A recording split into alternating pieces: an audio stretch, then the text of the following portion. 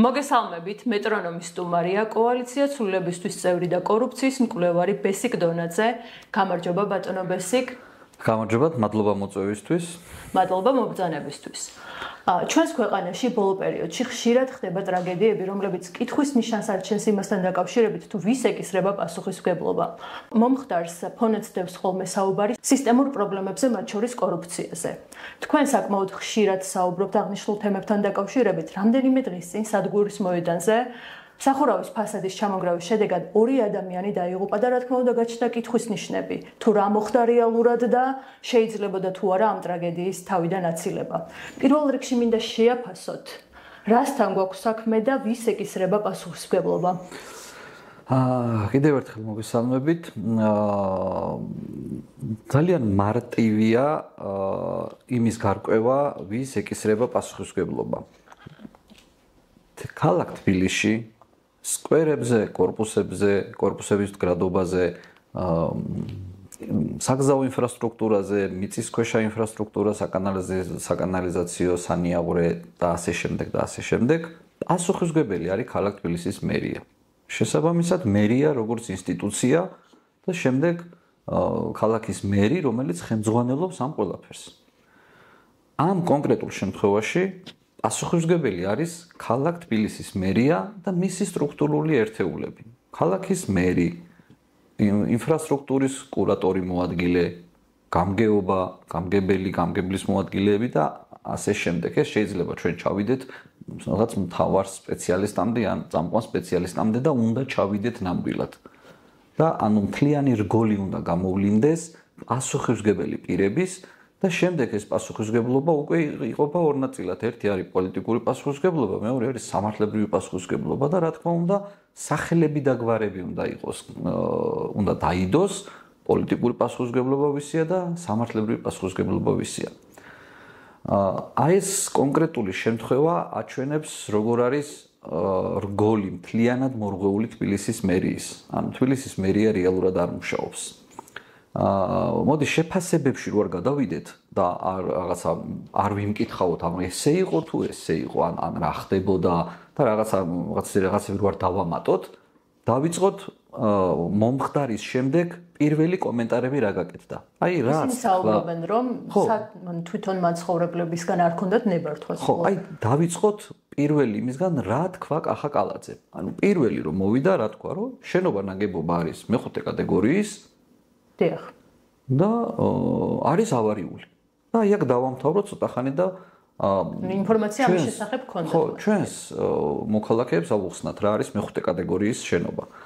ავარიული შენობების 3 საფეხური არსებობს რა.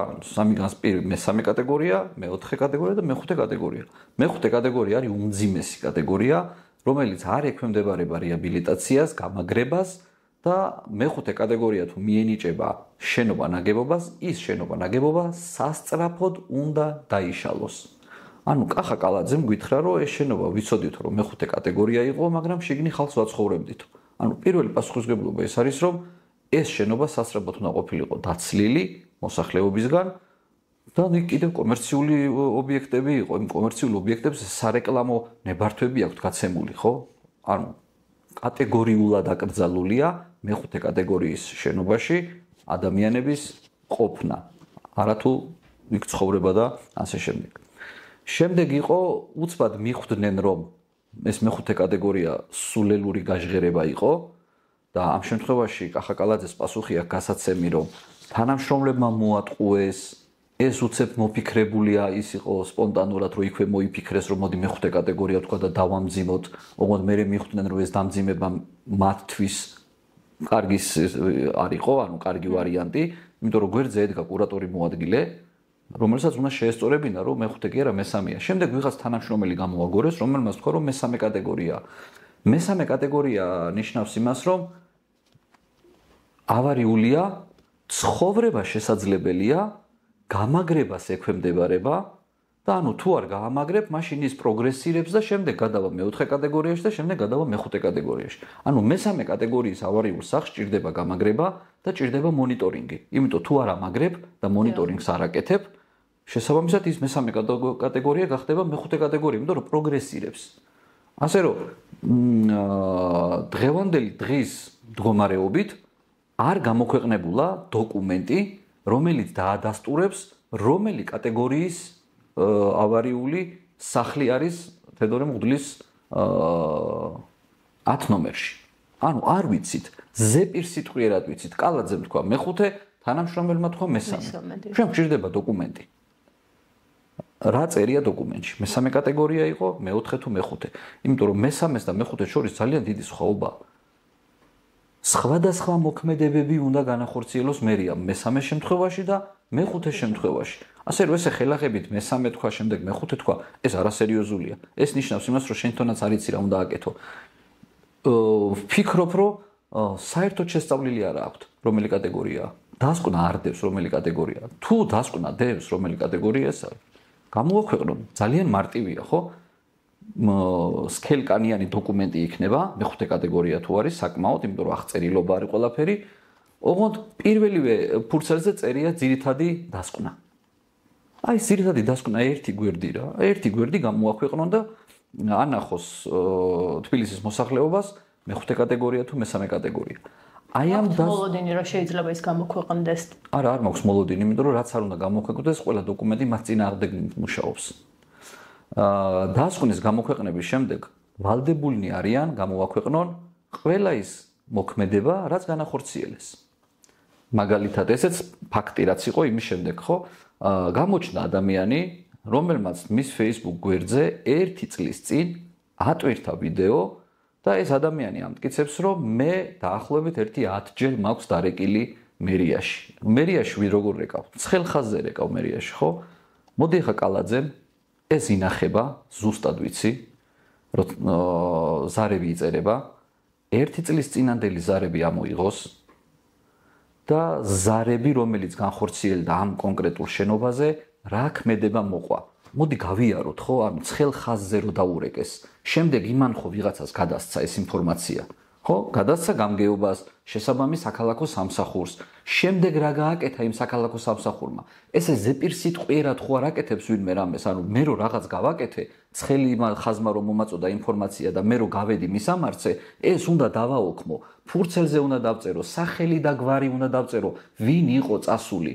ეს იყო ვიზუალური დათვალიერება, ეს იყო კვლევა, ექსპერტები, ანუ რომ მივედი, დავათვალიერე ვიზუალურად, აღმოჩნდა რომ მართლა ავარიულია. შემდეგ რა გავაკეთე, ხო?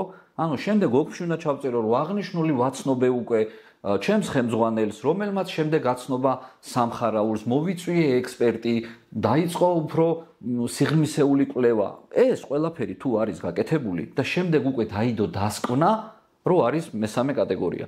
ანუ ეს ყველაფერი ფურცელზე უნდა იყოს დატანილი და ამ ყველაფრის დოკუმენტები უნდა გვაჩვენონ. შემდეგ რომ მესამე კატეგორია დაიდო, ან მეხუთე კატეგორია დადგინდა, ამის შემდეგ რა გააკეთა ქალაქ თბილისის მერიამ? მოსახლეობას ელაპარაკა, გააფრთხილა, საინფორმაციო შეხვედრები გამართა, სად შეხვდნენ გამგეობაში, მათთან სახლში. ეს ყველაფერი თუ გაკეთდა, ამ ყველაფერზე დგება ოქმი. ანუ ესე ზეპირსიტყვიერად იცი რა არის, მე მოვედი და რაღაც გითხარი და მე იცი რა არის, შენ ეს არ გითქვია, საბავშვო ბაღში ხო არ არის ეს ხალხი. მერია არის, საჯარო სამსახური არის და შესაბამისად თანამდებობის პირის თუ ნებისმიერი თანამშრომლის თითოეული ქმედება, შეხვედრა, საუბარი და მით უმეტეს ესეთი, როდესაც ავარიულია და თუ მეხუთე კატეგორია სასწრაფოდ გამოსაყვანი ყავს ეს ხალხი, ამის შესახებ ყველაფერი დაოქმებული უნდა იყოს. ადგეს კალაძემ მოიწვიოს საჯარო შეხვედრა, მოიწვიოს ჟურნალისტები, ინტერნეტ მედია და ეს ყველა დოკუმენტი გახადოს საჯარო. აი ხო მართალია ყველაფერში კალაძე, სულ მართალი ხო არის კალაძე, ეს როგორც თვითონ იძახის, ანუ კალაძე ხო არ არის არასდროს მტყუანი.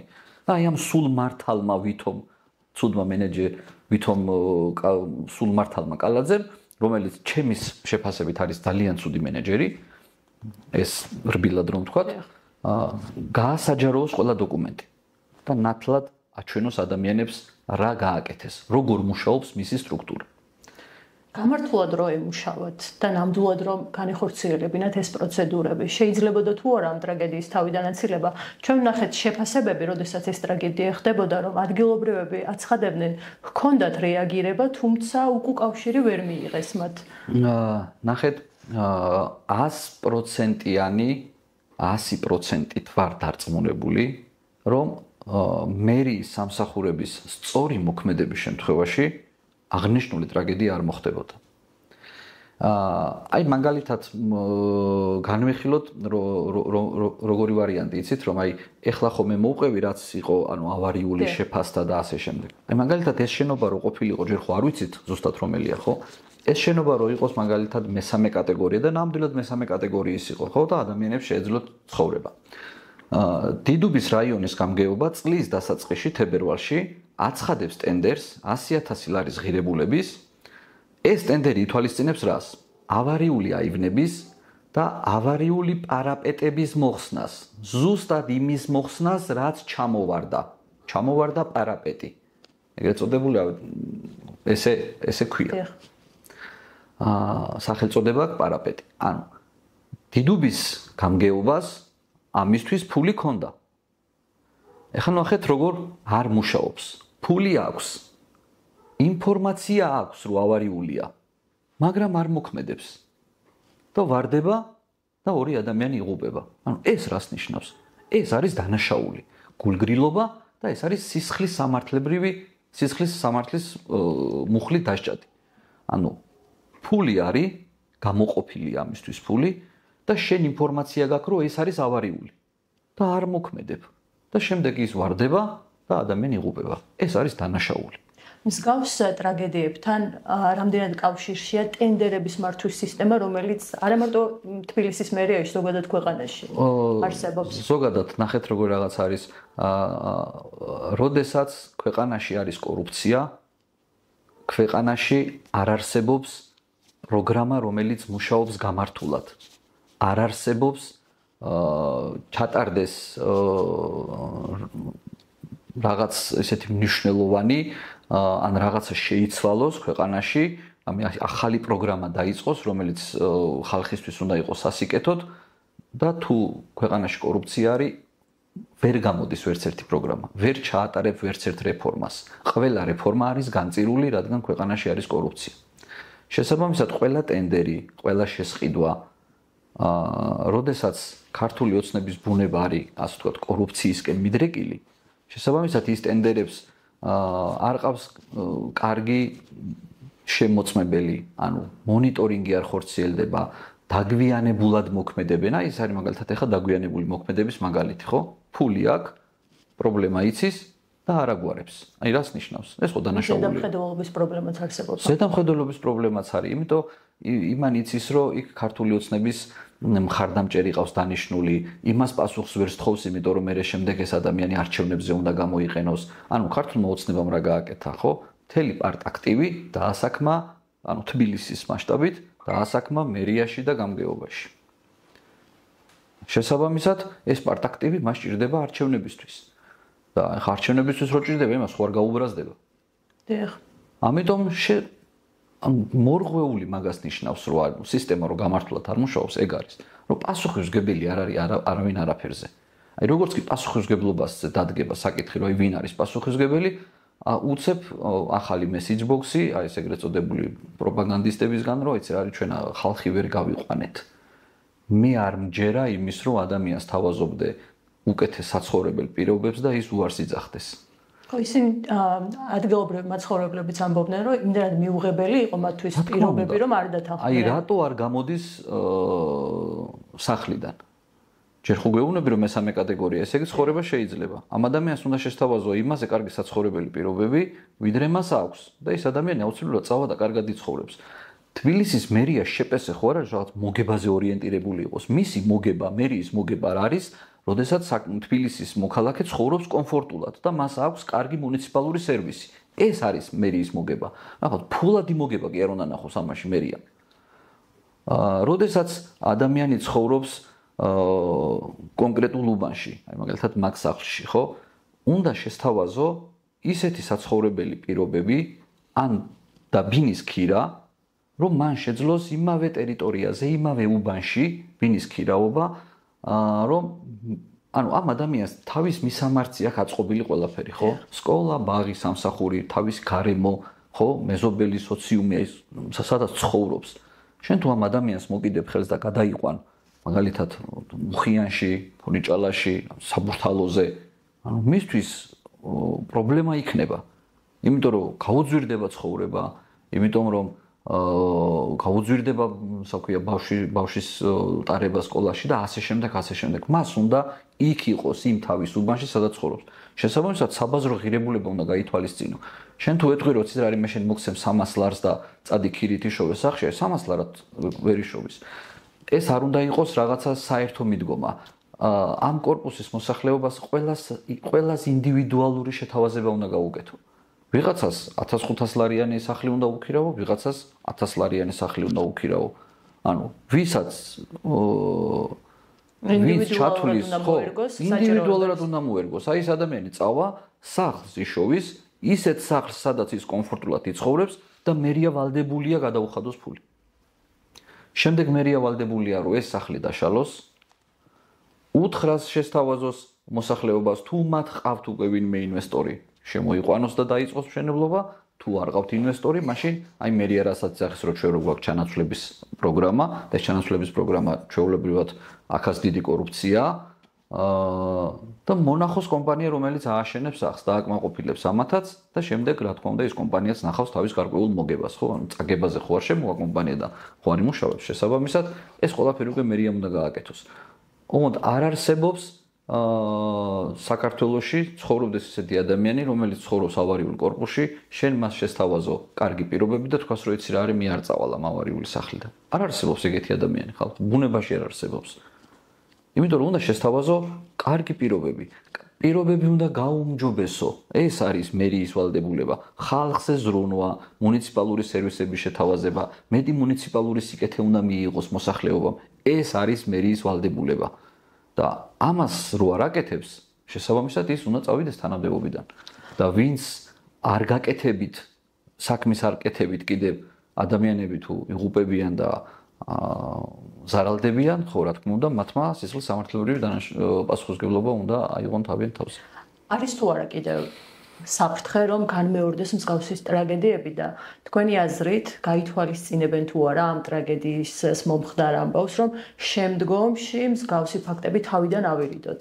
თუ ისევ იგივე გზით წავლენ, როგორც მაგალითად სადგურის მოედანზე მომხდარამდე იქცეოდნენ. მე არ მაქვს იმედი, რომ კალაძის მერობის დროს მისი სისტემა რამეს გაითვალისწინებს. და რატომ არ მაქვს იმედი, ესეც ძალიან მარტივი ასახსნელია, იმიტომ რომ ამ ადამიანებმა არ აღიარეს ის, რაც მოხდა. მათი ბრალეულობა არ აღიარეს.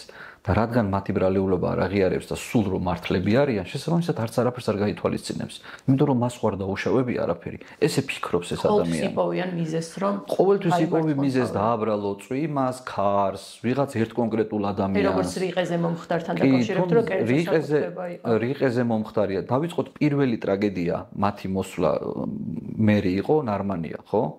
და წყალდიდობა მოხდა თბილისში. და მე პირველი იყო რომ წყალდიდობა სად არ მომხდა რა გასაგებია რომ წყალდიდობა ხდება და ესეთი ბუნებრივი კატაკლიზმები არის, მაგრამ ის რომ ახალდაბის გზაზე გზა ჩამოიშალა და ვერავინ ვერ გაიგო. გეოლოგები საუბრობენ ის რომ ამდენი ხნის განმავლობაში მდინარე ვერეს დაგუბება ხდებოდა, ის რომ დროული რეაგირება არ იყო და ესტაკადები არ დაიკეტა და ბოლოს სანამდე მივიდნენ, იცით? გვირაბს დააბრალეს. წყალი არ გაატარავ. აი აქამდე პასუხისმგებლობა არავინ არ აიღო. ამდენი ადამიანი დაიღუპა, ამდენი ოჯახში ტრაგედია მოხდა და გვირაბის ბრალი ყოფილა. იმის ბრალი კი არ ყოფილა, რომ დროულად ეძინათ ამ ადამიანებს რა. ვიღაცამ დროულად ვერ გაიღვიძა, ვიღაცამ დროულად ესტაკადა ვერ ჩაკეტა. შემდეგ გავუყვეთ კიდევ რამდენი რამ მოხდა, ხო? ყველაზე ბოლო ტრაგედიები ეს იყო ვაკის პარკი, ხო? ვაკის პარკზე რა გააკეთეს? პირველი კომენტარი, როდესაც უთხრეს, რომ ვაკის პარკში ესეთი ტრაგედია დაადრიალა და პირველი ის იყო, რომ კომპანიის ბრალი იქნება. კალაძის პირველი კომენტარი იყო, რომ პირდაპირ კომპანიას დააბრალა. აი იქ არც იცოდა რა იყო მომხდარი. მისმა თანაგუნდელებმა, რომელიც მისი შტაბის ხელმძღვანელი იყო ამილახვარი, საერთოდ მშობელთან ერთად რატო არ იყო ანუ ხო წარმოგიდგენიათ ეს ადამიანები ამ ადამიანების ბუნება რა არის ხო ანუ არაფერზე პასუხისმგებლობას არ იღებენ ანუ არიან პოლიტიკურ თანამდებობებზე ადამიანების ქვეყნის ბედი აბარიათ ადამიანების სიცოცხლე აბარიათ და არაფერზე პასუხისმგებლობას არ იღებენ შესაბამისად ესეთ ადამიანს როგორ უნდა მოთხოვო რომ გაითვალისწინოს რამე ანუ არ გაითვალისწინებს იმიტომ რომ არ აღიარებს იმას რომ მას რაღაცა შეეშალა სულ მართალია არ არის ხა ეგრე ხო ტრაგედიიდან ტრაგედიამდე ცხოვრობს თბილისი საქართველო და არავინ არ არის არაფერზე პასუხისმგებელი ის რომ მაგალითად იანვარში თოვლი მოვა ამას ხო დიდი გათვლები არ ჭირდება და იანვარში რო თოვლი მოდის გზების დეპარტამენტი რატო უნდა წერდეს რომ მოულოდნელად თოვლი მოვიდა ანუ მოულოდნელად მოვიდა ზამთარი არ იყო დაგეგმილი ანუ შემოდგომის მერე რომ ზამთარი არის ეს არ იცის გზების დეპარტამენტმა ხო ანუ ის რომ მაგალითად მაისი რო უხვინალექია და ივნისი ეს გზების დეპარტამენტმა არ იცის ხო ანუ მოუმზადებელი რატო ხდები ანუ როგორ შეიძლება სახელმწიფო სტრუქტურა რაღაცაზე იყოს მოუმზადებელი რაღაცები ხო შეიძლება გათვალო ანუ მაგალითად ტენდერებში რო არის რომ აი ახალი წელთან დაკავშირებით გამარტივებულად გვინდა იმიტომ რომ რატო ახალი წელი არაგეგმიურია რამე ამ ცოცავია ახალი წელი არ იცის როდის დადგება ხო შეიძლება ადრე ჩაატარო მაგალითად სცენაზე ტენდერი ადრე ჩაატარო რაღაც ნაგებობების აგებაზე ანუ რატო უნდა ჩაატარო გამარტივებულად ანუ ეს არის სიმპტომი მათი და აი ესე მუშაობს ქართული ოცნება და ეს ტრაგედია რაც რამდენიმე დღის წინ მოხდა ეს არის უმოქმედობის გულგრილობის კორუფციის ჩამოშლილი სისტემის და უპატრონობის ბრალი არის ეს. ანუ სრულად დაუცველები შეიძლება აღმოჩნდეს. ჩვენ გვაქვს ჩვენი თავისი იმედი. ჩვენ უნდა გქონდეს ჩვენი თავისი იმედი. ანუ ხელისუფლების იმედი არ უნდა გქონდეს არაფერში. ანუ ხელისუფლებას ავალია ანუ ვალდებულება არის ხო რომ რაღაც საზოგადოებრივი წესრიგი დაიცვას მერიის ვალდებულება არის რომ მოაწესრიგოს ინფრასტრუქტურა ისე რომ მაგალითად არავინ დაზარალდეს მაგრამ არა ნუ არ მუშაობს ეს ადამიანები ანუ არ უნდათ მათ უნდათ მხოლოდ და მხოლოდ ხელფასები ფულის კეთება თანამდებობები გულაობა და უბრალოდ პასუხისმგებლობები არ უნდა იყოს არაფერზე ჩვენ გვაქვს ძალიან ბევრი შემთხვევები უსაფრთხოების ხო რაღაც გადათხარეს ასფალტს აკეთებდნენ ვიღაცა მანქანა ჩავარდა ბავშვი ჩავარდა ეხლა რამდენიმე დღის წინ გლდანში ხო ანუ ესეც ხო უპასუხისმგებლობა აი იმ ობიექტს სადაც სამუშაოები მიმდინარეობს იმას ხო ზედამხედველი ჭირდება და ზედამხედველი ვინ არის თბილისის მერია ზედამხედველი თბილისის მერიის ზედამხედველი ვინ არის საკრებულო საკრებულოში არავის არაფერი არ აინტერესებს თვეში ერთხელ იკრიბებიან კრება არის მხიარული ყველა ტარს უკრავს კარგი მერია კალაძე ახლა გამოვარდებიან სათითაოთა ეს რაღაც მაჟორიტარი იყო გლდანის ისიც გამოვიდა და აბრალებს მოსახლეობას თურმე არ გამოხვედი და აბრალებენ კანონს აი კანონში წერია სრული სისულელე რასაც იძახიან თუ უყურებ რომ კანონი არ მუშაობს და შენივე მიღებული კანონით შესაძლებელია რომ ადამიანი დაიღუპოს ხელისუფლებაში ხო ხარ კაცო შეცვალე ეს კანონი თუ უყურებ რომ კანონმა არ იმუშავა თუ უყურებ რომ პრობლემას ვერ აგვარებ მეხუთე კატეგორიის ავარიული სახლი რჩება ისე რომ ჩანაცვლებას ვერ აკეთებ იმიტომ რომ ვიღაც მოსახლე არ გამოდის ჯერ ტყუილია ანუ მათივე ტყუილი რო განვიხილოთ მათივე ტყუილიც კი აბსურდამდე მიდის ანუ მათაც რო დაუჯეროს აი ქართული ოცნების ამომრჩეველი რომელიც მათი ჯერა კახი კალაძის კარგად თუ დაფიქრდება მიხვდება რომ აი უტიფრობის ზენიტი არის ხო ანუ თუ უყურებ რომ არ მუშაობს ეს კანონი და ადამიანი ვერ გამოყავს ხო შეიძლება რომ შეცვალო ეს კანონი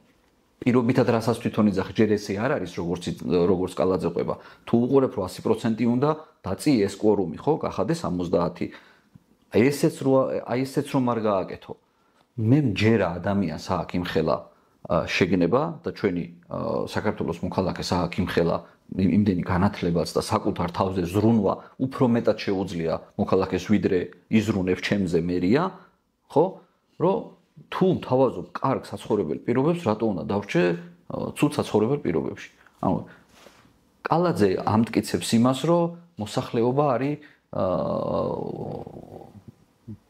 უგონო ხალხი ვართ ჩვენ რა ანუ ჭკუა არ მოგვეკითხება საკუთარი ანუ ხო ჩვენ გვირჩევნია რომ ეს რაღაც ავარიულში ვიცხოვრობთ ვიდრე კარგ პირობებში ანუ უტიფრობა არის, ანუ ეს აღარ ფასდება. ქართულში აღარ არის სიტყვები, რომელიც მათ ქმედებებს შეაფასებს. საზოგადოების რეაქცია როგორია მსგავს ფაქტებთან დაკავშირებით? ხომ არ თვლით, რომ აი რაღაცნაირად მივეჩვიეთ ამ ტრაგედიებს და საკმარისად მკაცრი არ ვართ, რომ შევაფასოთ რა ხდება ჩვენს თავს?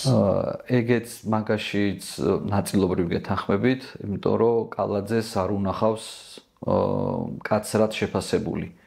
იმიტომ რომ ყველა ტრაგედიაზე არის სპეკულირება და პროპაგანდა.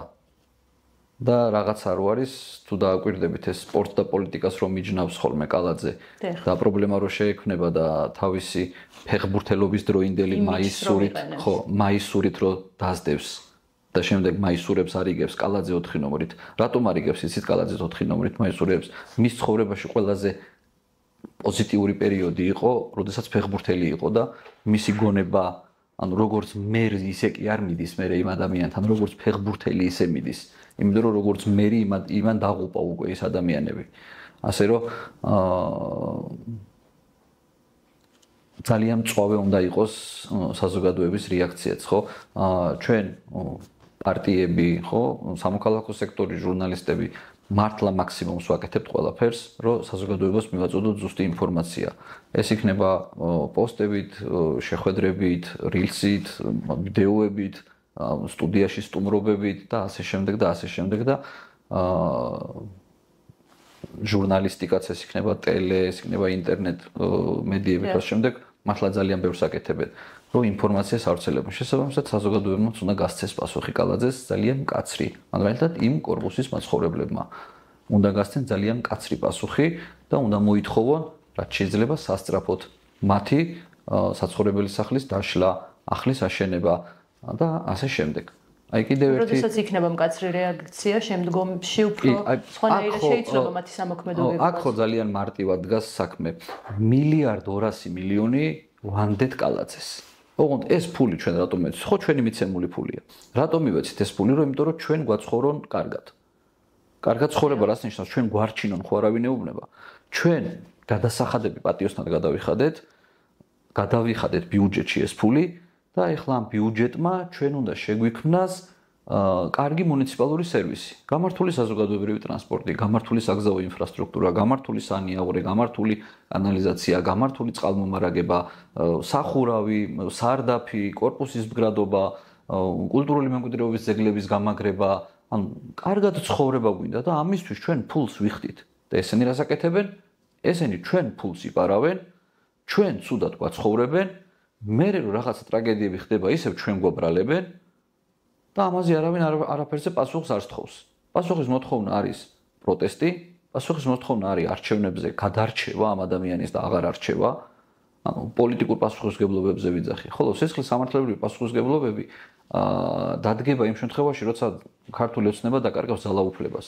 შემდეგ ყველა ეს ტრაგედია იქნება გამოძიებული და სახელები და გვარებით იქნება მხილებული ის ადამიანები, რომლებსაც საქმე უნდა ეკეთებინათ და არ გააკეთეს.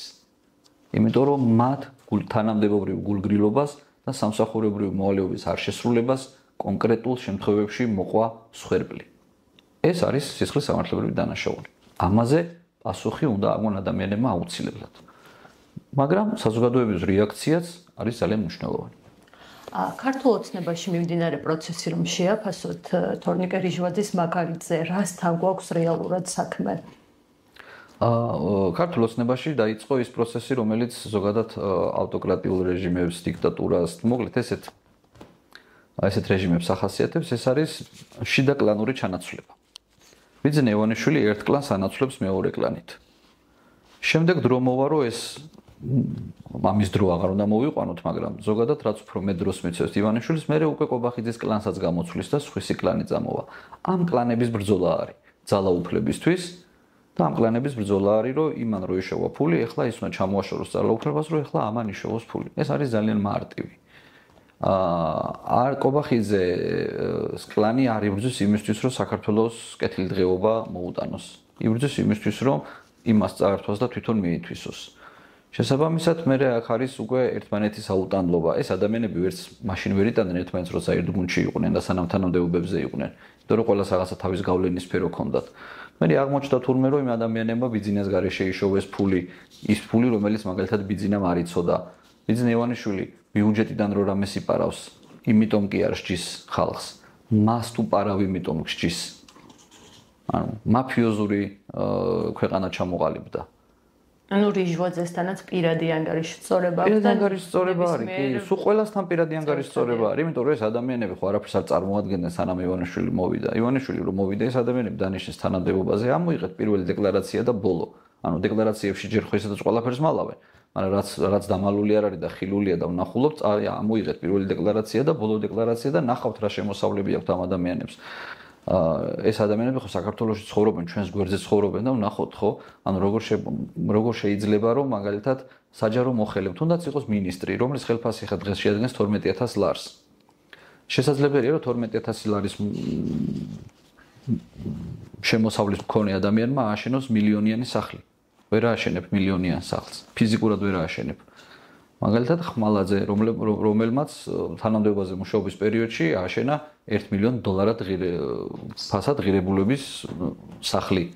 ანუ ამ ფასად გაყიდა. ანუ შოთაძემ, ქარსელაძემ, აუ გადახედეთ, ნახეთ საცხოვრობენ ეს ადამიანები, ხო? ანუ ქალაქიდან გავიდნენ, რაღაცა სპეციალური ისენი გაიკეთეს დასახლებები, სადაც ცხოვრობს გენპროკურორი, მინისტრის მოადგილე, მინისტრის დეპარტამენტი, თავიანთი ასე ვთქვათ, საცხოვრებელი ბუნაგები მოიწყეს. და ეს ყველაფერი საკმაოდ ძვირად ღირებული. და საიდან იშოვა ამ ადამიანებმა ეს ფული? საჯარო სამსახურში ესეთ ქონებას ვერ დააგროვებ. თუ საჯარო სამსახურში ხარ და ქვეყანას ემსახურები, ამ ხელა ქონებას ვერ აგროვებ. შესაბამისად ეს ადამიანები საჯარო სამსახურში ემსახურებოდნენ მხოლოდ მათ გამდიდრებას, მათ გარემოცვის გამდიდრებას. აი მაგალითად ჭიკაიძე წავიდა სამიდან მინისტრობიდან და უცებ აღმოაჩნდა ბათუმში ქონება, უცებ აღმოაჩნდა ღვინის ქარხანა, უცებ აღმოაჩნდა ვენახები, უცებ აღმოაჩნდა კარგი სახლი. ნახეთ აბა ჭიკაიძის პირველი დეკლარაცია როგორი იყო. საიდან გაუჩნდა ამ ადამიანს ამ ხელა ქონება? თანამდებობიდან რო წავიდა. თანამდებობიდან დეპუტატობიდან რო წავიდა ლექსო თამაზაშვილი აღმოაჩნდა უცებ რომ თურმე ენერგეტიკაში ქონია წილები და ენერგეტიკაში დაინტერესი აქვს თურმე ინტერესი. აღმოჩნდა რომ საქვია ღვინის მარნები აქვს, აღმოჩნდა რომ ვენახები აქვს და ასე შემდეგ. ანუ როდესაც აღარ სჭირდებოდათ და ასე შემდეგ, მაშინ დაიწყეს გამოძიება. ყველა წავიდა თავისი ეს. და საუბარი იმაზე თუ რას აკეთებდნენ ისინი თანამდებობაზე ყოფნის დროს. ამოიღეთ ვიდეო, საცხოვრობდა ღარიბაშვილის მშობლები და საცხოვრობენ ახლა, როგორ ცხოვრობდა და როგორ ცხოვრობენ ახლა. ღარიბაშვილმა თვითონ განაცხადა, რომ ყოველთვის ჰქონდა ამოიღეთ ვიდეოები, ჩანაწერები არსებობს, როგორ ცხოვრობდა 2012 წლამდე და როგორ ცხოვრობს 2012 წლის მერე. აი ჩადით უბრალოდ დედოფლის წყაროში და კითხეთ ადამიანებს. აი ამოიღეთ ძველი ამონაწერი მისი სახლის, რამდენი კვადრატული იყო და ეხლა რამდენი კვადრატულია. დღევანდელი ხელისუფლების პირობებში, რომლის ლეგიტიმაციაც კითხვის ნიშნის ქვეშ დგას, რამდენად არის რესურსი, რომ ეს კორუფციული გარიგებები და ამ ყველაფრის პრევენცია მოხდეს? თუ პირველ რიგში საჭიროა, რომ შეიცვალოს მართველი გუნდი? პირველი, დღეს საქართველოში არის პოლიტიკური კრიზისი. სანამ ეს პოლიტიკური კრიზისი არ გამოსწორდება, საქართველოში ვერ იქნება ვერც ეკონომიკური წინსვლა, ვერც კორუფციის აღმოფხრა. ანუ ქვეყანა იქნება გაყინული და წავა უკუსვლით. პოლიტიკური კრიზისის ერთადერთი დაძლევის საშუალება არის ხელახალი არჩევნები. სხვანაირად პოლიტიკურ კრიზისს ვერ მოაგვარებ. გამორიცხულია და მოთხოვნაც არის ეგ. ოპოზიციის, ხალხის, სამოქალაქო სექტორის ახალი ხელახალი საპარლამენტო არჩევნები აქვს და მნიშვნელოვანია ადმინისტრაციის პირობებში. ხელახალი საპარლამენტო არჩევნები და უკვე ხელახალ საპარლამენტო არჩევნებს მოყვება პირობები, როგორი პირობებით უნდა ჩატარდეს არჩევნები, უნდა ჩატარდეს ახალი ადმინისტრაციის პირობებში, ანუ დაკომპლექტების წესი უნდა შეიცვალოს, ის მიღებული კანონები, რომელიც ასე ვთქვათ, დაამძიმეს საარჩევნო კოდექსი, ისინი რა თქმა უნდა გაუქმდეს და დაუბრუნდეს რაღაცეები, რაც წინათ იყო საარჩევნო კოდექსში, ბევრად კარგი ვარიანტი იყო, ვიდრე შემდეგ რაც მიიღეს. ამიტომ მნიშვნელოვანია, რომ პირველი ჩატარდეს ხელახალი არჩევნები გარკვეული პირობებით. მხოლოდ ამ შემთხვევაში მოხდება კრიზისის დაძლევა. სხვა შემთხვევაში ადგილობრივ არჩევნებს ჩაატარებ, ვიღაც მონაწილეობას მიიღებს, არ მიიღებს. ადგილობრივი არჩევნები არ არის კრიზისის დაძლევის არჩევნები. ადგილობრივი არჩევნებით კრიზისი ვერ დაიძლება. პირიქით, ადგილობრივი არჩევნები კრიზისს კიდევ უფრო გაამძაფრებს. თქვენი აზრით, რამდენად არის შესაძლებელი ამ დღევანდელი მოცემულობის გათვალისწინებით მოუწევს თუ არა მართლ პარტიას ქართულ ოცნებას რომ დანიშნოს ხელახალი არჩევნები? სწორი მიმართულებით მივდივართ თუ არა? ქართული ოცნება არჩევნებს აუცილებლად დანიშნავს. ოღონდ აუცილებლად დანიშნას ჭირდება გარკვეული თანმიმდევრულობა. თანმიმდევრულობა არის პირველი, როდესაც თქვი რომ არ ვაღიარებ, უნდა მიყვე ბოლომდე, იმიტომ იმ არ აღიარებას აქვს ისეთი ქმედებები განსახორციელებელი, რომელიც აუცილებლად უნდა გააკეთოს. სხვა შემთხვევაში პირველად ნათქვამი რომ არ ვაღიარებ, წყალში გადაყრილი, ანუ ფაქტობრივად კარგავს შინაარს გამოცლილი იქნება. მაგალითად ახლა ამ წუთას ორი პარტიის ქმედება, ეს არის გახარიას და ეს არის ლელო, ამ შემთხვევაში არაღიარების პოლიტიკას აღარ აგრძელებს. არ აგრძელებს, იმიტომ რომ შედიხარ არჩევნებში იმ მოცემულობით, რა მოცემულობითაც არჩევნები გაგიყალბეს. შესაბამისად, ესენი არჩევნებს კიდევ გააყალბებენ. და ამიტომ თვითონაც არ ამბობენ, რომ არ გააყალბებენ. არ არის და არის ცოტა არ იყოს ახაც ვეღარ იგებ უკვე რა უნდათ ამ ადამიანებს, იცით? ჩვენ შევდივართ ბრძოლაში, სადაც წავაგებთ. რას ნიშნავს, ანუ რა არ დაუტოვოთ არც ერთი ადგილი, რომელ ადგილს ართმევ. ან როგორ უნდა წავარდო? რეალისტურია შეიძლება არ იყოს მოლოდინი. ეს არის ადღეგრძელოები. ანუ არანაირ უყურეთ ამ პარტიების მიერ გაკეთებული განცხადებებით, ანუ დილით 11 საათზე გაკეთებული განცხადება და შუადღის პირველ საათზე გაკეთებული განცხადება შინაარსით და რაღაცა თანმიმდევრულობაში ერთმანეთს არ ემთხვევა. ანუ პარტიის ლიდერები გამოდიან და ისეთ რაღაცებს ლაპარაკობენ, რომ საერთო არა აქ არაფერი ერთმანეთთან. არ გამოვა, ანუ თვითმმართველობის არჩევნები ვერ იქნება კრიზისის დაძლევის არჩევნები.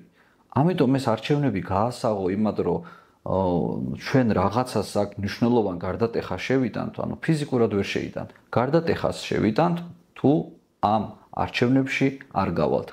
არ აღიარებას, პარლამენტში არ შესვლას, დაფინანსების არ აღებას, ცესკოში წევრის არ დანიშვნას, ამას გარკვეული შედეგები მოყვა და არ შეიძლება ამ შედეგების არ აღიარება. შედეგები მოყვა ის, რომ საქართველოს მთავრობა არ არის აღიარებული არც ერთ ნორმალურ ქვეყანაში. ცივილიზებულ ქვეყანას გულისხმობ, ევროკავშირის ქვეყნებს, ამერიკას და ასე შემდეგ. ჩვენ ხელისუფლებას არ ელაპარაკება არავინ. ეს ადამიანები დადიან და საელჩოს თანამშრომლებთან იღებენ სურათებს, იმიტომ რომ ელჩიც არ ელაპარაკება, ხო რაღაც ფოტოს გადაღებისთვის დადიან საელჩოებში. უკვე იმ ქვეყნების საელჩოში კი არ დადიან, ჩვენ საელჩოებში ჩადიან. ოღონდ თავარია რომ სადღაც საზღვარგარეთ ჩავიდეს, იმიტომ არავინ აღარ ეპატიჟებათ ამ ადამიანებს არსად. არც ერთ საერთაშორისო ფორუმზე მათი ადგილი არ არის და სადაც ჩადიან, იქ შავდღეში აგდებენ. ესეთი ხელისუფლება რო ყავს, თან მით უმეტეს რომ ეს ხელისუფლების არაღიარებაში რაღაცა წვლილი გაქვს შეტანილი თავიდან და ეხლა იძახო ვიცი რა არის არჩევნებში უნდა შევიდე და ვიბრძოლო, სად უნდა ბრძოლის ხაზი არის, რომ ეს ამ ადამიანების არაღიარება. 8 პარტია არის საქართველოში, რომელმაც თქვა რომ არჩევნებში არ შედის და ეხლა 19-ში დაანონსებული არის აქცია. და ეს არის სწორი მიმართულება. ეს არის მიმართულება, რომელიც ქართულ ოცნებას ასუსტებს. ეს არ არის პროცესი, რომელიც ერთ კვირაში უნდა დამთავრდეს, ორ კვირაში ან საერთოდ რაღაც უბრალოდ რეცეპტი რო აი ესეთი რამე არ არსებობს. ბოიკოტსაც რო ვიძახით, ეს ბოიკოტი ხო ერთ-ერთი ქმედება არის. ანუ ბოიკოტის მერე რა ხდება? ესეთი რაღაც უაზრო კითხვა რო იციან. რა ვიცი, დილით რო ადგები მერე რა ხდება? ანუ რას ნიშნავს ბოიკოტის მერე რა ხდება? ანუ ბოიკოტი არის ქმედება. ანუ ბოიკოტიც არის ერთ-ერთი ქმედება, ანუ ბოიკოტში რო ხარ, ფაქტობრივად მოქმედებ. იმიტომ რომ აზიანებ ბოიკოტში მყოფი პარტია მართველ პარტიას. ასე რომ ჯერ დრო კიდევ აქვთ, დაახლოებით 4-5 აგვისტომდე, რომ მიიღონ სწორი გადაწყვეტილება და არ შევიდნენ არჩევნებში. ქართულ ოცნებას აი ნახე ძალიან მარტივად მინდა რო ახსნა. ჩვენ არ ვაღიარებთ ქართულ ოცნებას, მაგალითად პარტია ახალი და კოალიცია ცვლილებისთვის არ აღიარებს ქართულ ოცნებას, იმიტომ რომ ჩვენ არჩევნები მოვიგეთ და ამ ადამიანებმა გაგვიყალბეს და წაგვართვეს. ანუ არ ქართულ ოცნებას რო არჩევნები მოეგო, ხო არ გააყალბებდა. ქართული მოცნებამ არჩევნები წააგო და შემდეგ დაჭირდა გაყალბება. ანუ ჩვენ ვიყავით გამარჯვებულები და წაგვართვეს გამარჯვება და ამიტომ არ ვაღიარებთ. მაგრამ ეხლა მოდით სხვა მხრიდან შევხედოთ. ქართული ოცნება არსებულ ოპოზიციას აღიარებს. მისივე გაყალბებული შედეგებით აღიარებს ოპოზიციას. ანუ მან რო ოპოზიცია არ აღიაროს, ესე იგი თავის თავსაც არ აღიარებს, ხო?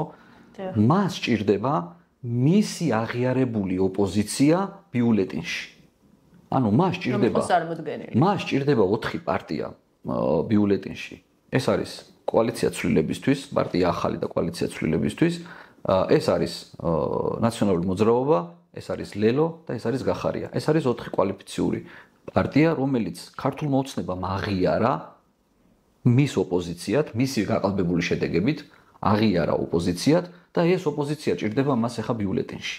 რომ მან თქვას, რომ ეს არის დემოკრატიული არჩევნები და არჩევნები იყო საყოველთაო, ფარული, კონკურენტული და ასე შემდეგ და ასე შემდეგ. ამ 4 პარტიიდან 2 პარტია ფაქტობრივად დაითანხმა.